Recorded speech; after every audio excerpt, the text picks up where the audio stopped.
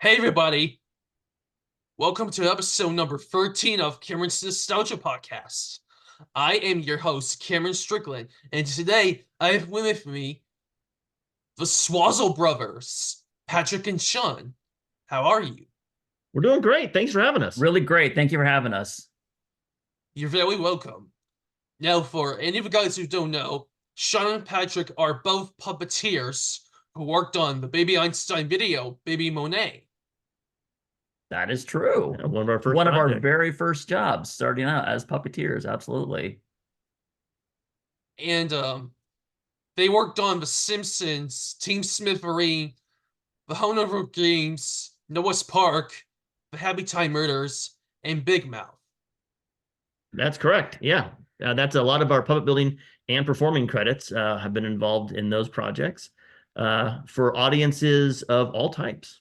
Yes, we have found as puppeteers, sometimes you are performing for a preschool audience, and sometimes you're performing for The opposite. a very adult audience.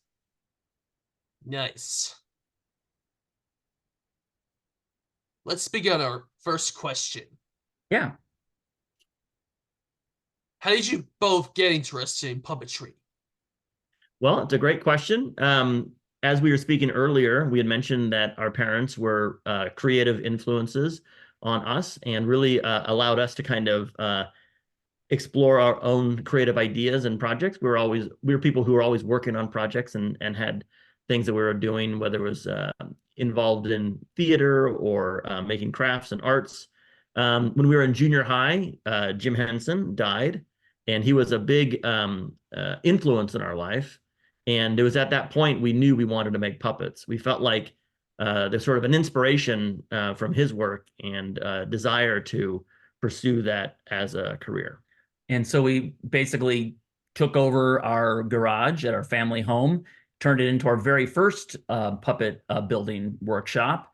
And with the support of our parents, we would buy the materials, we would make our puppets, and then we started out doing puppet shows just around the community. So we would do free shows for the local Parks and Rec department.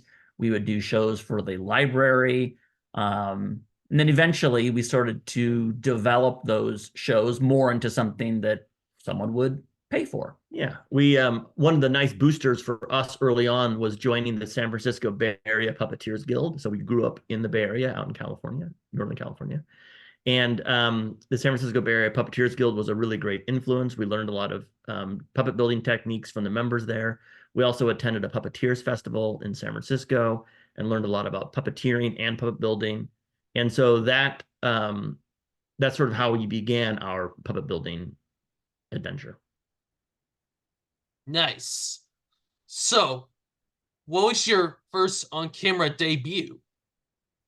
Ooh, good question. Well, So our very first on-camera work was done when we were still living in the Bay Area.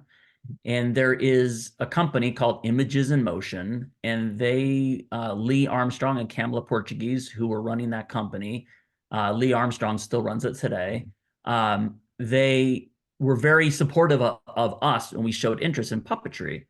And so they actually brought us in to work on a video called Smokey's Visit. And this was a video for I think it's for the forestry department, and it taught fire safety. And we got to help puppeteer on that. And this was just like we were there for maybe 1 or 2 days. And, it was a professional production, but we were more there just to learn. To observe. Another project we did with them was Chip and Friends, I think it was Chip called. and Friends, yeah. And that's another one, local Bay Area production, shot out in San Rafael in the nice little studio that used to be there. And that was a show, a project early on that was teaching how to use a computer and computer literacy and safety. Yeah. Like, I remember one of the things is don't have water by your computer keyboard and things like that. And this would have been probably around 94, 95, maybe around that time. Yeah. 92, 93. Anyway. Late 90s, mid to late 90s. Yeah. Okay. What was it like working on the Rugrats adventure game? Wow. Going back to our college days. So that was so De Anza College is where we went to junior college. Now we didn't go to actual college. We went to Well, junior college is actual college. We didn't move on past junior college, but we went to De Anza Junior College in Cupertino. And that college experience was great. One of our main areas of focus was film, television, and animation. In fact, we both have AAs in film and television. We already knew we wanted to pursue a career in puppetry, but we thought, well, we better get the basics of editing and filmmaking so we could have a practical application to this puppetry besides just doing live shows. And two amazing work opportunities came through De Anza College. One was this Rugrats video game, and that was through our animation class. And that was challenging, I'll be honest. You know, doing 2D animation, you know, flipping the animation back and forth was challenging, but a really great learning experience. But an even more awesome experience, and maybe you're going to ask about this because you seem to have done your homework, is also through De Anza College. We got to work on a film called Monkey Bone, which was directed by Henry Selick, and it stars now Oscar winner Brendan Fraser. Fraser, Oh, Fraser, as you know how to pronounce his name now. And we started off just as interns in the fabrication department. And that was a fantastic work experience because it was really hands-on production. Lots of the folks who had worked there worked on Nightmare Before Christmas, James and the Giant Peach. Across the street, all the models are being made by M5 Industries, now known as the Mythbusters. Those guys had a model shop, and they still have a model shop there. Yeah, it was an amazing experience. Yeah, so that became my first professional on-screen credit because transitioning from a shop intern, I actually moved into a production assistant role on the model shop. So I ended up working for several months in this large studio where they were shooting these downtown, as they called it, models with these reapers on train tracks running through a giant train station set. And this was all shot practical, a lot of these model shots. So they would have to do multiple passes with a motion control camera where they'd smoke the entire room out and do a smoke pass, and then they'd clear it out and they'd light the small light bulbs, do a lighting pass in multiple versions. And then they would do sometimes animated elements that would pass through. And all those were given to the effects compositors, which would then layer on the different elements to create really quite dynamic model photography. And I do want to say one more really great thing that going to De Anza Junior College kind of offered us is because of its location in Cupertino, it still is, I don't know, three blocks from Apple headquarters. So if you like, you know, Apple used to do their releases and there are big announcements on the campus of our school. At the Flint Center, that's where they actually premiered the original Apple computer, Steve Jobs. If you watch the Steve Jobs movie that came out a couple of years ago, they actually shot several scenes at De Anza College in the Flint Center in the same room where they unveiled the actual Apple computer. But the advantage to being in a college setting so close to Apple is we would get all the new computers before anyone else had them. So we were doing digital editing before studios were doing it. In fact, I would say the advantage of being close to Apple during their downturn was even better because they had to unload all of these computers as tax write-offs since they're donating to the local universities and such. So we were benefiting from their tech. Okay. We also learned, I know that's sort of far from the Rugrats. Well, Rugrats, I have to bring it back to Rugrats, is one thing that we learned, and this I think is one of the things that college can offer you, is it kind of helped me understand how animation was, how it worked, what was like to participate in hand-drawn and very early computer animation, and helped me understand that it was good to have an understanding for it, but I kind of knew at that point, I don't think this was something that I want to be pursuing as a professional career, but I'm glad I had that foundation. Yeah, and also at this school, we met a very good friend of ours. We're still friends today. David Michael Maurer is his name. And his very first short film that he did as a college project at Loyola is a short called The Mystery of Cobblestone Way. And we made puppets for that and helped him shoot it and help construct the sets and everything. And, that started a friendship that still continues to this day. Yeah. Now he is a professional editor. He's worked on, some of the, biggest shows on television. And yeah, and that was we met at De Anza Junior College. Mm-hmm. So, what was it like working on write-on printing? Right on printing. Well, we always say that another project we did with David Makamauer. Yeah, so David directed it. So we always say that Right on Printing it was our first feature because the project was so long. It was about an hour and a half when all was said and done. A very ambitious project, and one of the projects that came around the perfect time in our career. Yeah. Because the budget was limited, but because of that, it was an opportunity for us to provide some services and learn a lot. We shot the whole thing in the house we were renting at the time in front of a green screen with digital cameras, and there were tons of digital environments and backgrounds that were created by a friend of ours who was involved, who still is now involved in special effects and compositing. All of that was pretty challenging at the time. Nowadays, we maybe take for granted what you can do on your iPhone as far as like compositing and all of that. But at that time, it was for the way we're using it, it was pretty groundbreaking stuff. It's a pretty simple show if you go back and look at it. Yeah. But to have like puppets shot on green with digital backgrounds on a very limited budget, another great learning experience. And I don't know, it's a really fun overall project. Mm-hmm. And what was it like working on the Baby Einstein video, Baby Monet? So I think I worked on Baby Monet. I worked on it. Oh, did you do Baby Monet? And which one did I do? We both did Baby Oh, Monet. both did. I was the duck. Those are fun. I remember we shot at a small insert stage somewhere. We were so we started our, we grew up in the San Francisco Bay Area, as we mentioned, and then we moved to Los Angeles. And that was one of our first kind of toe in the water puppeteering on something beyond, something that was just our friends. So that was a more professional, operation, as you can imagine. I remember it being really fun. I mean, the Baby Monet projects are very interesting because it's a lot of pop in, pop out, run around in a circle, and you don't always know how it's going to be incorporated into the final mix. So your day consists a lot of like, okay, you can run across the stage, run across the screen, and then pop in and pop out, laugh, and then pop down again. In a way, it's good. We also had another good experience, a project similar to that, which maybe you'll get to, called Pat the Bunny. Yeah.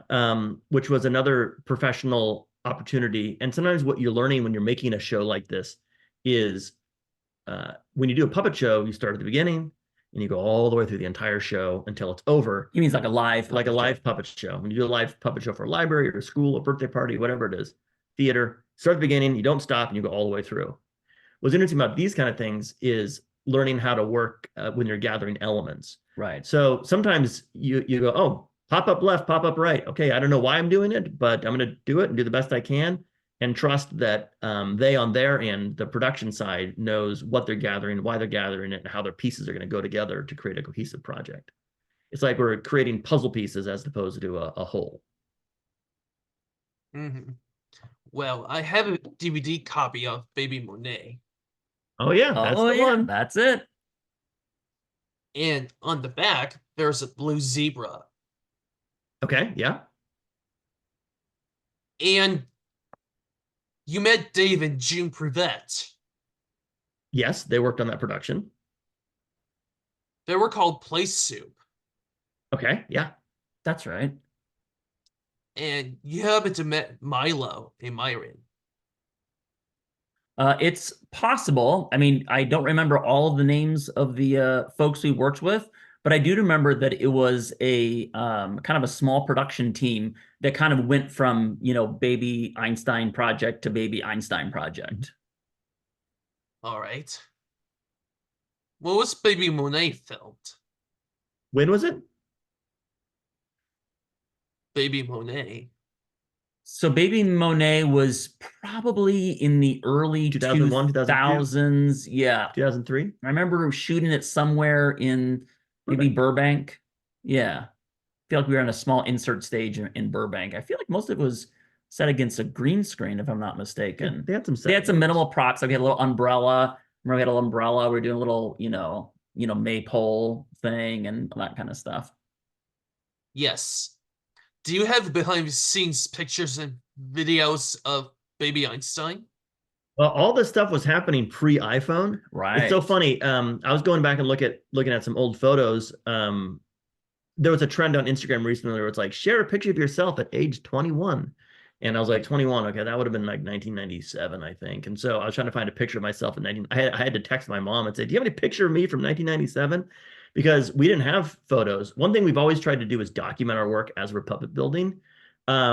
And so we're working on projects, but that really didn't begin until like 2005, I think. So we probably don't have any photos from the behind the scenes. Plus, And I'm always also- very wary about taking photos on someone else's set, unless there's a reason like, oh, we're capturing behind the scenes so that we can have it for documentation later, or to have an idea of where puppets need to go, or if there's anything we need to learn from. Sometimes a little apprehensive taking photos if it's not my production. Yeah, so working on something like Baby Monet, which is a Disney property, Disney's always pretty careful about who can take pictures and who can't. Yeah. So if we've, when we're working on our own, even when we build in the shop, if we're building a puppet for a client, we won't reveal those pictures or put behind the scenes on our website or Instagram until we've gotten permission or the project has aired and we have permission. But when we do our own puppets, then we could be a little more free with the behind the scenes. Okay. And I remember meeting Ricky Raccoon. Yeah. He's here. He's upstairs. And I haven't seen Ricky for the second time. Would you like to talk to Ricky? Uh-huh. All right. Patrick's going to go upstairs. So while he's doing that, I'll tell you a little bit about the layout of our puppet workshop so you can get an idea of where he's going. So what you see behind us here, this is where we build all of the puppets. You can kind of get an idea of it. If you follow our Instagram, you'll see a lot of the behind the scenes inside the puppet workshop. And then upstairs, we have all of our storage. So we'll have puppet building materials, and we have puppets. And Ricky Raccoon is one of the puppets that we have upstairs, along with other puppets from our shows. One of the other things we have up there is also we have rental puppets too, which are basically blank puppets that people can like dress up and put faces on. But Patrick's bringing Ricky right now. Give him a little fluff. This is one of the characters that I play. Oh, he doesn't have any arm rods on at the moment, but I'm sure he'll work just fine. Ah, Ricky Raccoon here. It's very nice to see you again. Thank you so much for having me on your podcast. Do you have any questions for me? Okay. So, you remember had Zoom be you remember having a show called Zoom Animal Chat. Oh, that's right. Zoom Animal Chat. That was during that wonderful time when we were all stuck at home. But I still wanted to connect with my friends and learn about the environment around me. And thanks to my friends at the LA Zoo, I got to do that. Why, I got to learn about frogs and California condors. I mean, nature that you can find in your own backyard. And you remember when you slipped on the mud and fell down.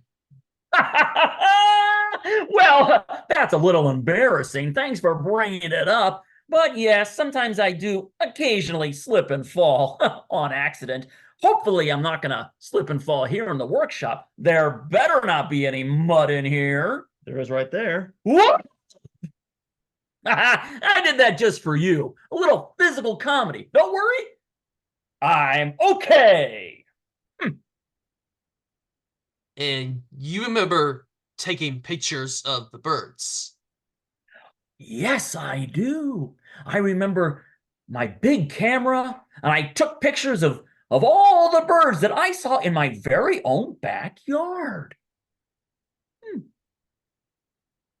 And you accidentally took a picture of photos that makes you sneeze. Achoo!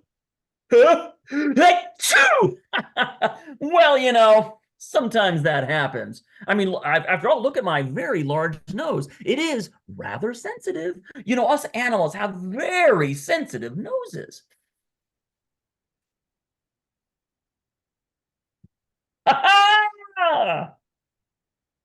And I tried you on, You did? and Oh, did it- yes. And did I fit? yes, Oh, wonderful. Wonderful. So let me ask you, are you a puppeteer? yes. Oh, that's wonderful. Oh, we need more puppeteers in the world, especially puppeteers that care about this wide, wonderful, natural world, the earth that we call home. And Mhm. you remember saying "rock on." Rock on! Oh yeah, that's sort of like just one of my expressions that I'll say when I'm hanging around here and at Ricky Raccoon headquarters. Rock on!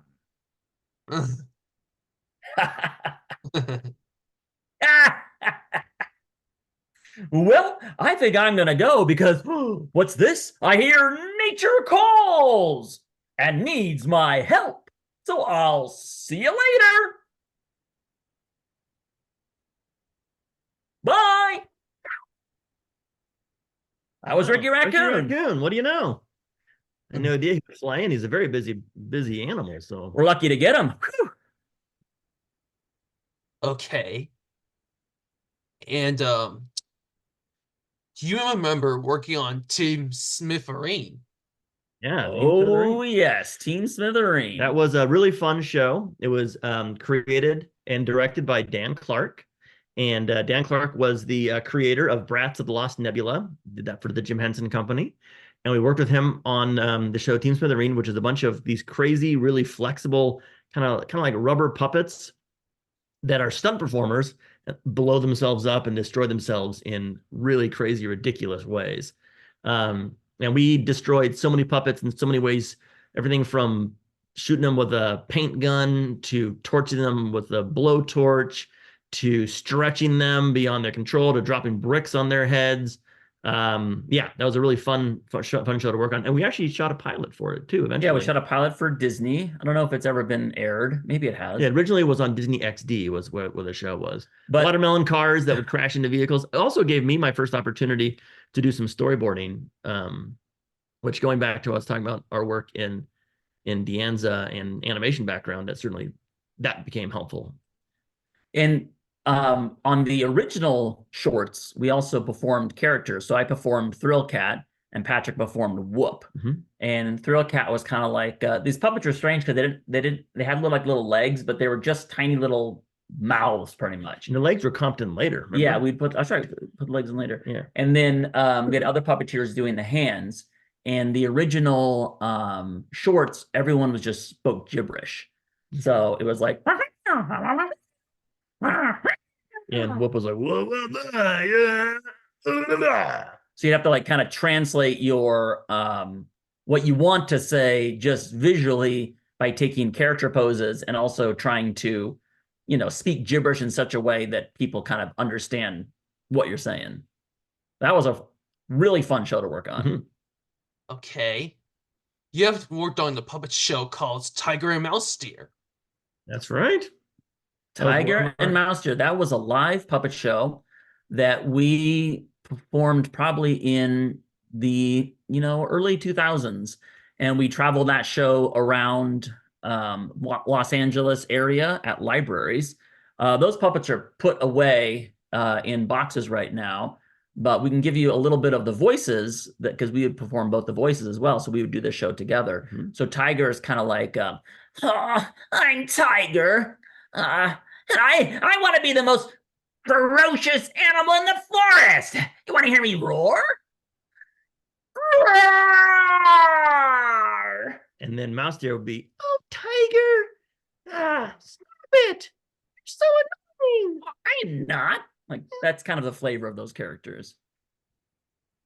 Will you show them to me? Yeah, we will eventually sometime, but unfortunately they're packed away in boxes right now. Yeah, we have so many puppets that older puppets we kind of store in boxes, But and some of our older puppets have actually been restored recently. yeah, so sometimes we bring puppets out and do a little restoration on them. So this is one of the puppets that we just recently restored from a holiday show that we worked with. Anita Coulter, who wrote the script and was one of our performers and worked with her quite a lot. Hi there, my name's Jeffrey the Fox, and I'm an Arctic fox.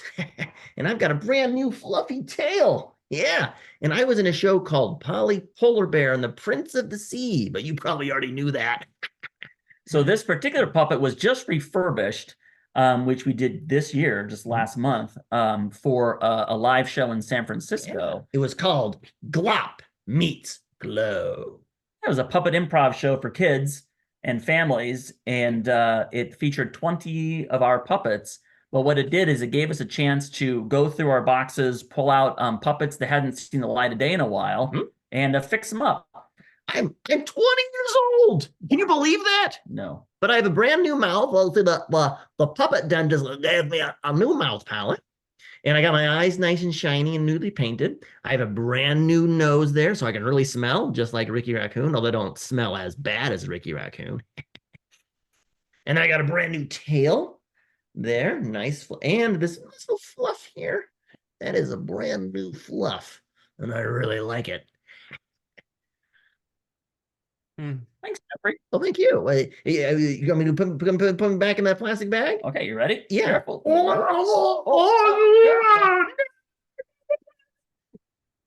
He'll be fine. You'll be fine. And I was just going to say, I saw Bugs Puppet Show, which is called Crazy Bugs. Space bugs? Space Bugs. That's Yes. one. Space bugs. And you have a bee puppet. Yeah. Yes. In fact, the bee, which is over here now. All right. So yeah, so both the bee and so Space Bugs.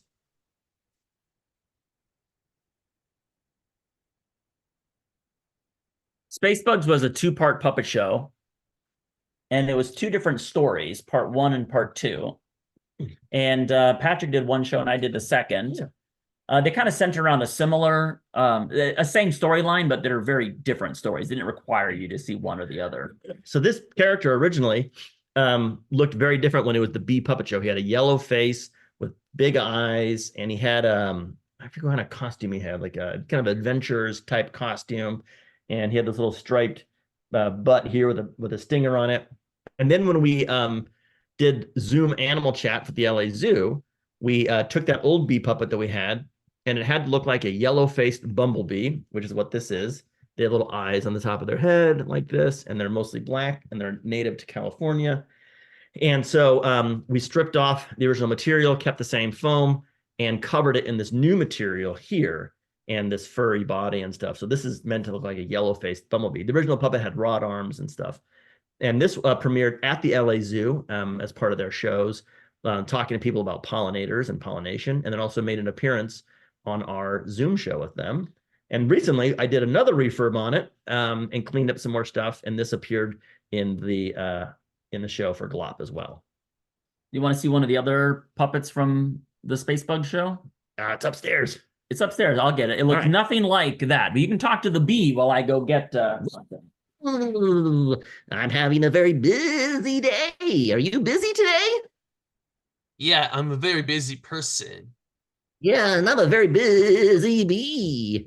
Pollinating is hard work, especially in the middle of winter. Where'd all the flowers go?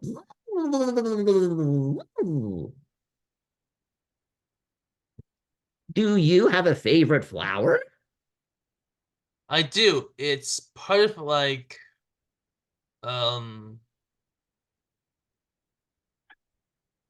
let me see. That's all right. My favorite flower is lavender. And California poppies. I So like this is Canadian poppies. Oh, great. We're both Barbie fans. Well, we gotta fly. You want to listen? So this is another fly, another bug puppet. So he doesn't do anything. You talk to him. all right, so this guy was He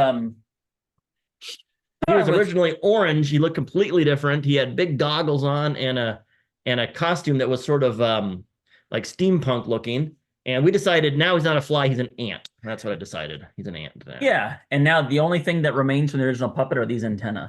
So he has new fur, new foam, new fleece, new eyes, new arms, new rods. And now I'm an ant. I can carry things 10 times my weight. So this shows you an example of what you can do with even an older puppet that you have lying around, and all of a sudden you have a couple days of work, you have a brand new puppet. You basically treat the old one like a pattern.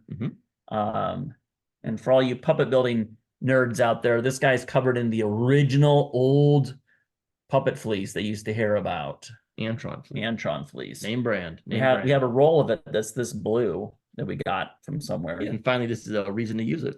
Yeah, so we use on this. And this fur was a scrap of blue fur we had laying around that it's really fun and frizzy. Also, you can shave it really nicely with a pet razor. Yeah, so it trims up nice.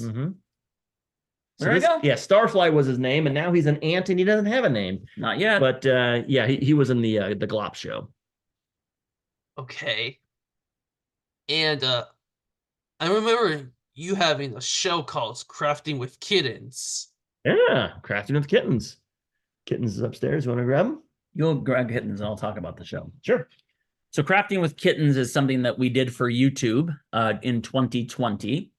And I was just trying to think of some, kind of fun activities that we could do using materials around your house.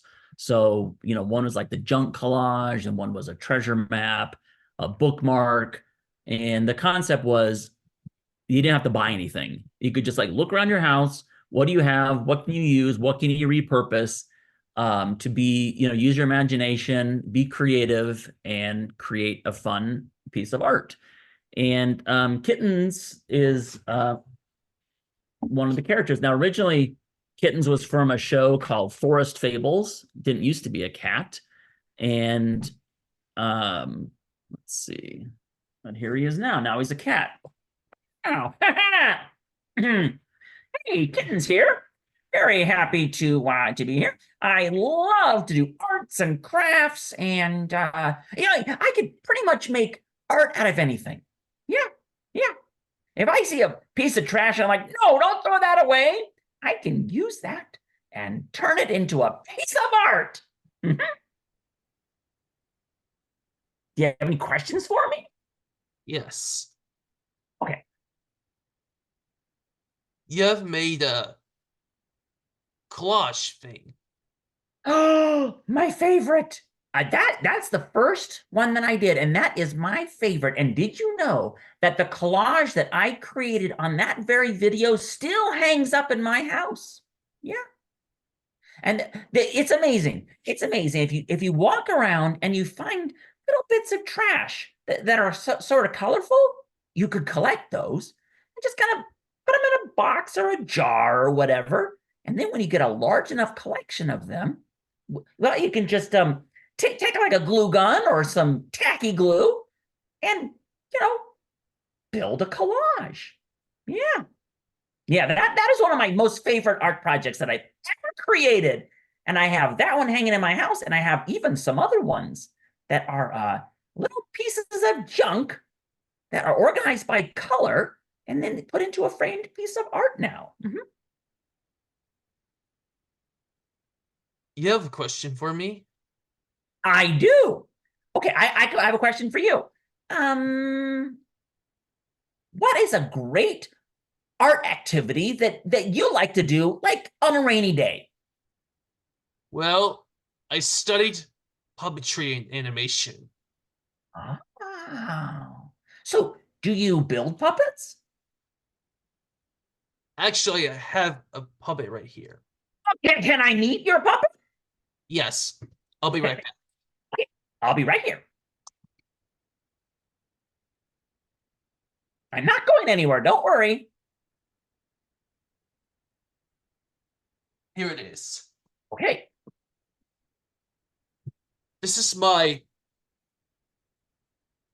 puppet, Mhm. which is a Sim and Friends version. His name is Kermit. Oh, I've heard of him. I would like very much to meet Kermit. Hi all, Kermit the Frog here. Oh, hello there. My name is Tittens.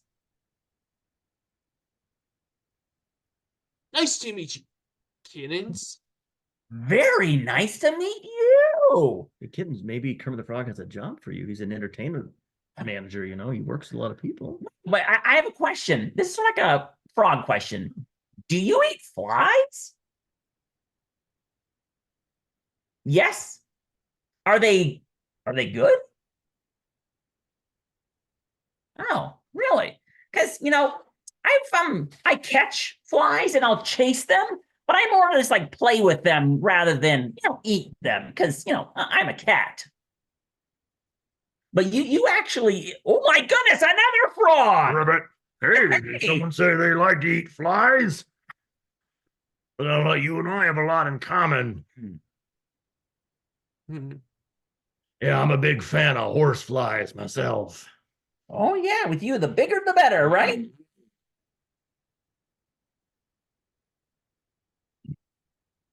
Oh, I can see I'm making him hungry. He's thinking about all the flies he's gonna eat. I don't know. He looks a little annoyed to me. Kermit, why don't you just tell us? Are you annoyed or are you hungry? We want to know. Yeah. I am hungry.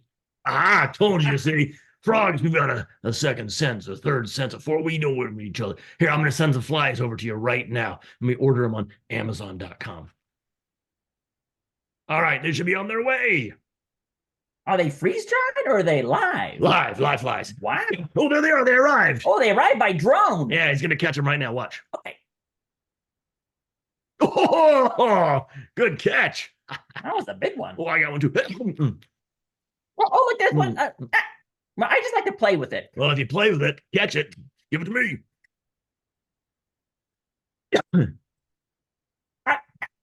Here you go. Mm. Oh, well, Mm. Kermit, it is very nice to meet you. Yeah. Tell Miss Piggy we say hello. Yeah, I'm gonna take off now, and you can talk to these gentlemen some more. Goodbye. We got a whole career to get through. Hi, Miss Piggy.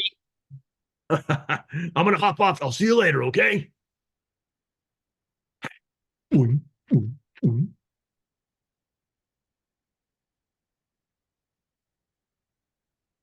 Okay.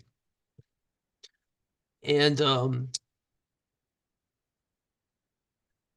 moving on from show and tell, what was it like working on Playing with Dolls?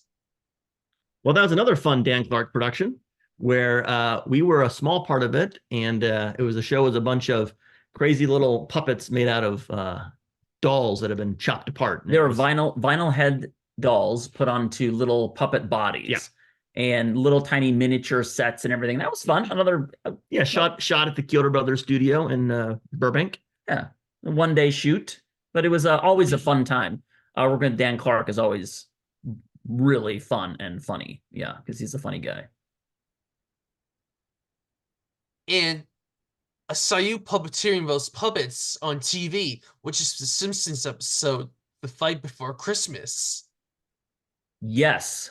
So that was in 2010. We got to work with the Kyoto Brothers, who were producing the segment, and we made puppet versions of Homer, Marge, the whole Simpsons family. Plus, we had Mr. Burns and the old guy, Yeah, Grandpa and Jasper and Mo. Yeah, that was a lot of fun. We shot most of the segment was shot at the Kyoto Brothers studio, and then quite a few months later we shot with Katy Perry in another stage, and that was really exciting to work with someone who's as famous as she is. And yeah, it was a really fun project. Yeah. And Stephen Chiodo was the director of that live action element. And it was challenging because the Simpsons don't really exist in 3 dimensions. So we have to interpret, a 2-dimensional flat piece of art into a 3-dimensional puppet. And what we discovered as a way to kind of get us from one step to the other was we actually bought the Simpsons toys. They had like little toys out at the time. And we used those as like references for, what does Lisa look like in 3 dimensions? What does Homer look like in 3 dimensions? And that was a really great starting point to sort of figure this little puzzle out. And then the other challenge was getting the fleece the right color. All right. Because Simpsons yellow was very specific. So trying to find that right yellow that looked like Simpson yellow, especially when it's put on camera, that was pretty challenging. Yeah. And you have Bart Simpson. We do not have any of the Simpsons puppets here. They're all gone. And Bart Simpson was built by Russ Walco. And actually, the Bart Simpson puppet was actually built, I think, a year before anything else was shot, because they wanted to do a test first. So first they built Bart. We did a test. And then about a year later, we got the commission to do all the characters. And then we built everything. And you could do the voice of Bart, Patrick. I could try, but I don't do the voice of Bart. Don't have a cow, man. Is that what he sounds like? I don't know. Yeah, it sounds we don't do the Simpsons voices, and is interesting on that particular project. We've done this, on other projects as well. We were using a vocal track. Right. So when you do things like crank anchors and that kind of stuff, the vocal track is already laid down by the actors. And then our job is to learn the track and lip sync to it on the day. And that is a whole skill and challenge on its own. And you have Vomit the Frog. Yeah, Vomit the Frog. That was a character that I performed, maybe. Yeah, that was Hungover Games. Oh, Hungover Games. Another Kyoto Brothers project we worked on. And that is on the more adult side. Yeah, that was a fun project. We shot out in Simi Valley. Great team, lots of fun. Great. Yeah, it was service. It's an R-rated comedy made for video, but super fun to work on. Great production, super great team. The whole cast and crew was really great to work with, and that was just fun all around. Yeah. And you have Vomit the Frog. No, we don't have him here. I don't know where those puppets are. Were those? They're here, but they're packed away. Oh, they're packed away. Okay. Yeah, because they were rentals that we customized. Oh, interesting. Yeah. Yeah, so sometimes we have these rental puppets that are pretty much like blank puppets, and they could be dressed in, any way that people want. So that may have been one of those situations. Sean, you're Miss Porky. I was Miss Porky in that same production of the Hungover Games. Yes, I was. And same situation that we just talked about, where it was a rental puppet that we kind of dressed up to be that, crazy puppet. I know that the concept was they wanted all these teams to be really ridiculous. And so one of the ridiculous ideas they had is like one team should be a puppet team. So we got to be the people on the, under the puppet doing the puppet team. All right. I remember seeing Bandit, Ricky's brother. Yep. Yeah, Bandit's here. Well, Bandit is put away. So Ricky Raccoon we kind of bring out more often, and Bandit hasn't made an appearance as recently. So he would be tucked further away in a box, unfortunately. And probably that puppet's ready for a refresh as well. Yeah, Ricky Raccoon has received a refresh a couple years ago. He has a new mouth palette and some other things that are new, kind of changed the shape of his face a little bit. Bandit is still in the original. But you can see Bandit in the Zoom animal chat. We have one about, I think, monarch butterflies. Yep. And Bandit is featured in that one. All right. You have found the company 20 years ago. Correct. And Swazzle's going to be celebrating its 20th anniversary. The Nice. 20th anniversary. All right. Yeah. So are you going to ask what we're going to do to celebrate? Well, maybe not. Okay. Okay. Yeah. So, we've been, it's funny when you say 20 years because we've been building puppets since we were 13. So we've sort of been, not sort of, we've pretty much been doing this our whole life. Yeah. Okay. And how about Noah's Park? Noah's Park was another pretty large scale production that we built the cast of characters for. And that was shot somewhere in the valley somewhere with this crazy big set with a waterfall and a pond and a lake. Yeah, very ambitious, Yeah. independently produced project. And the puppets were fun because they looked like kind of vintage storybook characters. By vintage, I mean like from the 1980s, the kind of like characters you might see on Saturday morning cartoons or something like that, which is a style that very much appeals to me. So it was fun to be able to translate those illustrations into puppets, make a camel, an elephant, what else? Lion. A lion. Lion's manes Frog. are always challenging. Another frog. Raccoon, another raccoon. Yeah, lots of raccoons. Sorry, I'm yawning. Don't yawn. It's very unprofessional. I'll make a joke about it. Let's see. Remembering how much work that is makes me tired. Yeah. But yeah, so that was a fun collection of puppets that we got to make. And that was kind of one of our early experiences of making an entire cast of characters that was just going to be a puppet show. So it wasn't like, hey, you're making 1 or 2 puppets for this thing. It's like there's 6 or 7 puppets that all needed to work, in scale with each other. The camel needs to be larger. The lion is the largest. The frog is the smallest. Raccoon needs to be, kind of fit within that lineup. And that's something that we always tried to do whenever we build puppets is figure out, okay, if we're making multiple puppets for one production, how do they all work as a group? They have to succeed on their own, but they also have to succeed within the group of characters as well.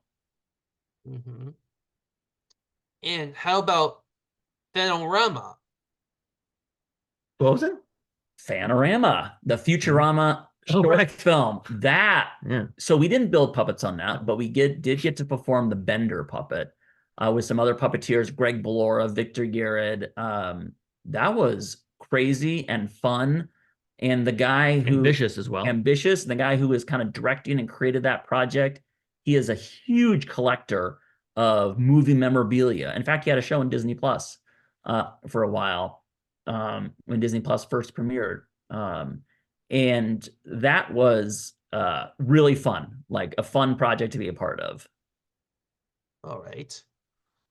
What about the Happy Time Murders, which is rated R? Yeah, Happy Time Murders is rated R, hard R.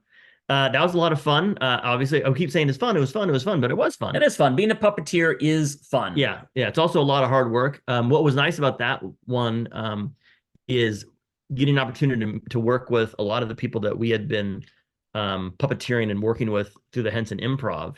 And like Sean says about that movie, it's almost like it's Puppet Up the movie. Yeah. It's the same sensibility as Puppet Up. It's a lot of the same puppeteers from Puppet Up, a lot of the same puppets from Puppet Up, but in a feature film form. And with Brian Henson directing, it was a really incredible experience to have an opportunity to work on that. And throughout the years, we've built puppets for the Jim Henson Company as individuals, not as a company, but as ourselves. And one of the puppets, the first puppet that I got to perform on the set of the Happy Time Murders is this little gray kind of a monstery puppet that I made for Puppet Up like in 2005. And then I got to perform that puppet on screen in the Happy Time Murders. And that was sort of a nice full circle, kind of experience for me. Working on that movie was awesome. It was a super fun experience. And it was funny on set. Like, we were cracking up. It was a great group of people. Really great experience. Yes. I remember that scene when Jenny pushes the play button on a tape recorder that says, "Play me." And then Officer Edwards warns her not to touch it. And then Sandra's voice said, "A fucking boom." And the fire went around the room. You may actually know more about the actual finished film than we do, because what I really remember is, the scenes that I worked on, and I did see the movie when it came out, but my actual memories of the movie are more tied up in the behind the scenes creation of it than the actual working. Because if you think about it, by the time an audience sees a movie, they just get the movie. But if you work on it, you come to this movie with all of these other experiences and memories, and even the first time seeing a movie in the theater is very strange, because it feels like it's sort of disjointed in a way, because you remember that day on shooting, and you remember that take, and you remember all of these different elements that brought, oh, that was a really long day, or oh, that was really funny when that happens, or oh, I can't believe my shot made it in, or whatever. But yeah, so you probably have more memories of the actual finished film than we might. The other fun thing about that was working on a really well-budgeted project with puppets, with a puppet director, with Brian Henson, who understands how to use puppets in really innovative and creative ways. And then all the sets were built in a soundstage, at least the interior sets, on all elevated. Yeah. And that was a really great experience to walk into a production and know that the thing that we would bring to it as puppeteers, as performers, the production is set up for success. Yeah. They had really troubleshoot and thought about all the different things that would need to be on a puppet movie like this. Yeah, sometimes when you're a puppeteer on another project, you might be the last thing they're thinking of. Right. But when you're a puppeteer on a Muppet project or a film like Happy Time Murders, you're the first thing they're thinking of. And it means that you're really set up for success to deliver and do your job in a best case situation. And what was it like working on the 2002 film Bark? Oh, going back. Yeah. So Bark was a movie that I worked on as a production assistant in the art department, which was the first thing I did when I came to LA, one of the first jobs I did. And incredible cast. Lisa Kudrow is in it, and Hank Azaria, and the guy from Men in Black, sure, Vincent D'Onofrio. One of my memories is helping lay tile in the kitchen set. I did that. I also shared an elevator with Hank Azaria, and I remember the bag he was carrying, just like a duffel bag, had a little patch on it with Professor Frink from Simpsons. And of course, I didn't know what to say to him, so I was just like stood there in awkward silence. But yeah, that was another great learning opportunity, and also an opportunity to work in another department. Right. Which I think cross training in different departments is important. One of the things we did also in Monkey Bone is, after working in the puppet fabrication department, we also transitioned and worked a little bit in the financial department to kind of learn about invoicing and budgeting and things like that. And what about Ahoy Captain Sid? Captain Sid, our friend Sam Hale, created a short project called Ahoy Captain Sid, which was a real combination of puppets and animation and stuff. Sam Hale, he now works for Nickelodeon on a show called Big Nate. Big Nate. And he's done some puppet features as well. And that's something that's interesting is, as a puppeteer, I like to say puppetry is like the backstage pass to the world. You get to do things that normal people don't get to do. It could land you on the Grammys. You could find yourself on Dancing with the Stars. You could be on a major movie set. You could be working with pop stars like Katy Perry. Yeah, all these different places, all experiences that we've had. And Sam Hale, we know him back from the San Francisco Bay Area Puppeteers Guild. Yeah. We go back that far, and he's been able to, take his love of art and puppetry and now turn it into a very successful career in animation, working for Nickelodeon for Big Nate. So, they like to say it's not what you know, it's who you know, but it's sort of like both. It's definitely making these connections, meeting people who, perhaps you'll get to work in a professional capacity with at some point in the future.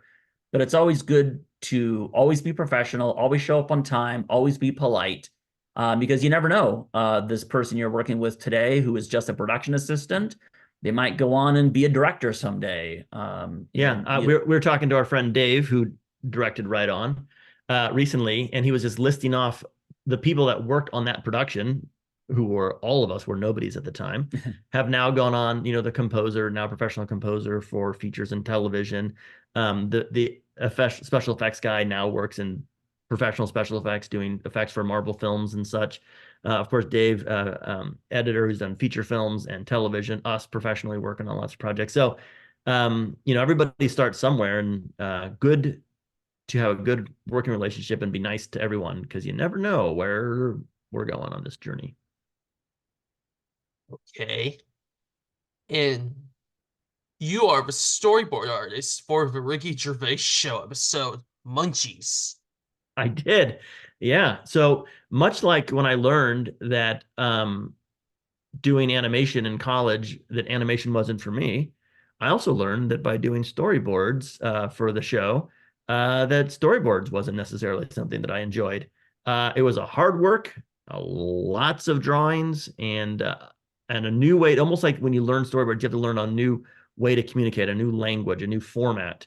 And I'm glad I have the skill. I'm glad I have the experience. And I'm glad I know how to look at and interpret storyboards and create them if I need to. But I'm also glad I'm not doing it right now. All right. And you have worked with the Muppets. Correct. Yes, we have. So our very first work with the Muppets was in 2009, the very, very end. It was like December 2009. This was on the Jason Segel film, the 2011 movie. So we got to work with them in 2009, got to do some fun things like sing Rainbow Connection and go shoot down on Hollywood Boulevard and work with Amy Adams and Jason Segel, obviously. And then we worked on the Muppets Most Wanted. And then we did the Muppets ABC TV show. Now, remember, when we're working on a Muppet thing, we're like background performers. So if the main performers are doing something else and they need other Muppets in the background, we might be doing that. And so we're not actually voicing the characters. We're just kind of keeping them alive while the other main puppeteers are doing something else. But Muppets Most Wanted was a great experience. The ABC show was so fun to work on. And then we did like a Crumpets commercial. We did a Facebook commercial. So there was about a period of time, is maybe about a 5-year block of time where we got to work on quite a few Muppet projects. That was an amazing experience, as you can imagine. The really interesting, challenging part. Well, first of all, two things. One, about working on Muppets ABC was a lot of fun, because, when we were growing up, we were inspired by the work of Jim Henson and the Muppets and all those performers, many of them who are still with the company, Dave Goelz and people like that. And so it was kind of fun. I remember one time being in the pit. I think I was assisting with Floyd while we were shooting a musical number or a musical performance on the Muppets ABC series. And it's interesting to kind of look across where I was and you see puppets that I remember, characters I remember as a kid being performed by performers that I watched as a child. And now I'm in that same pit performing with them. And the other thing, what's interesting about that show is the way it was shot, all handheld cameras. Yeah. Made for a really challenging experience because you never knew at any given moment when your character may or may not appear on camera. So you really have to be just nimble, alert. You have to be performing at all times and really be studying that monitor so you understood and you knew what shots were being gathered. And we had a whole quad split that would show like 4 or more monitors on one screen at a time. So we could see what every roving camera would see. So it was a very challenging, but another fun experience. Yeah, rewarding show. If you have a chance to work for the Muppets, do it. Yeah. All right. You have worked on the Jeremy Wormy video. Yes. Jeremy Wormy was one of our first productions that we worked with a company called Retrofit Films. And Retrofit is a small production company. They went to college with our friend, Dave Maurer. And we met them when we were in college as well. And they've created their own production company. They now produce content of all kinds. And that was the first time we worked with an outside producer to produce this short project, this informative about a product that was being made. We built all the puppets, storyboard scripts, and then they wrote and directed. And since then, we've worked with Retrofit on a ton of projects. Yeah, we did some stuff for Amazon, a show called Little Big Awesome. We did a Big Mouth Christmas special. That was the most recent things we did with them, where they did all the production and we made the puppets. Yeah, there's quite a few different crossover projects that we have worked on with them as a production company. And I have a DVD copy of Jeremy Wormy. Okay. Oh, great. Awesome. Okay.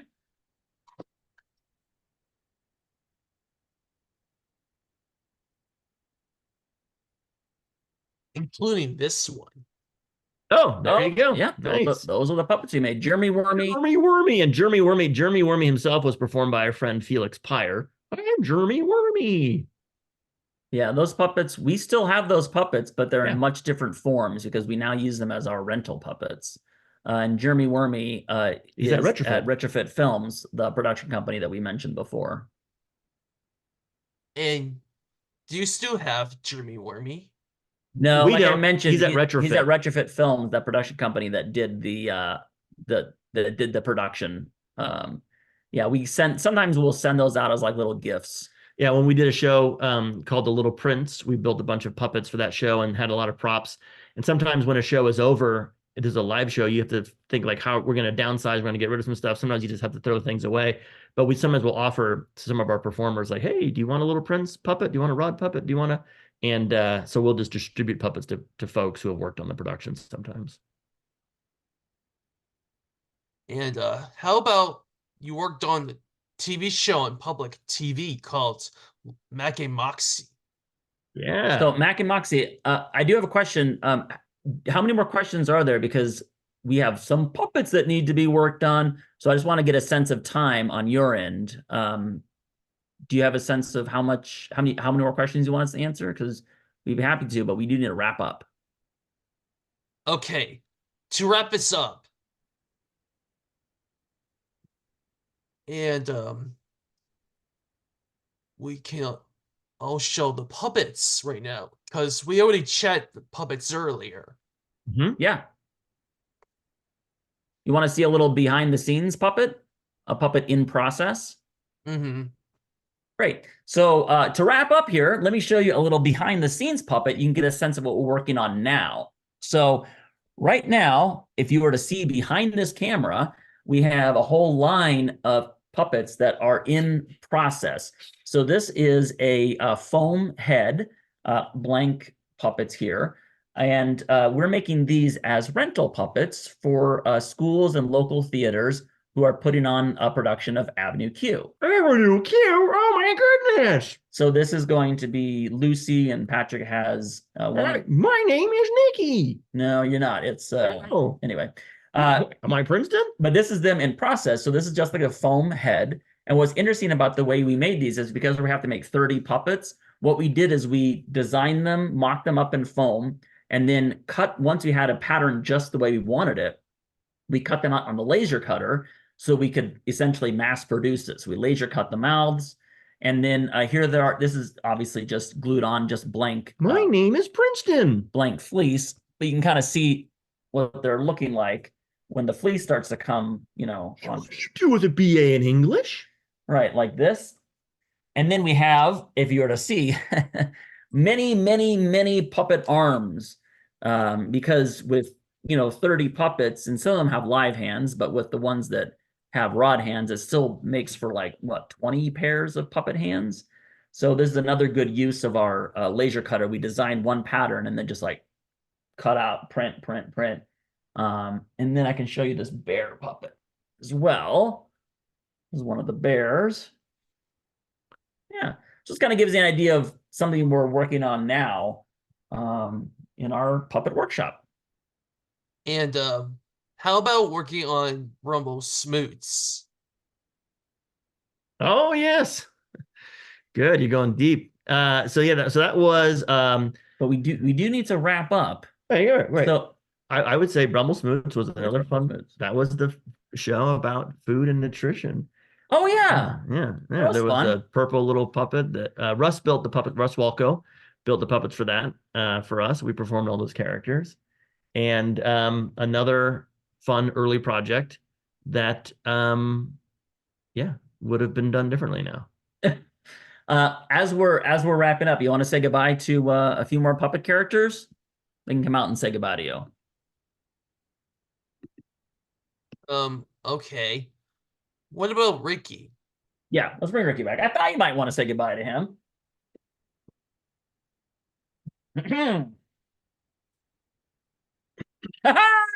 Cameron, I just flew in here to say thank you so much for letting me be on your podcast. Now, I hope you send me the link when the podcast is done, because there's one other thing I love more than saving the earth, and that is listening to the sound of my voice.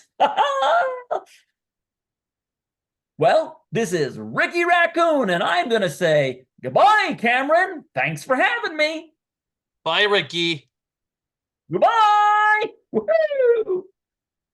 Thank you so much for having us, Cameron. I hope you enjoyed this conversation. If you have more questions, maybe we can get together another time and do another one. Okay. Well, thank you so much, guys, for your time. Absolutely. Thank you. Is there anything else you'd like to say? Yeah, if people out there want to see what we're up to, go ahead and follow us on Instagram. We're at Swazzle Puppet Studio. You can also search Swazzle Puppet Studio on YouTube, and we post lots of behind-the-scenes photos and videos and how-tos, and those can be found there. Nice. Stay tuned. There'll be more guests coming up. Until next time, peace.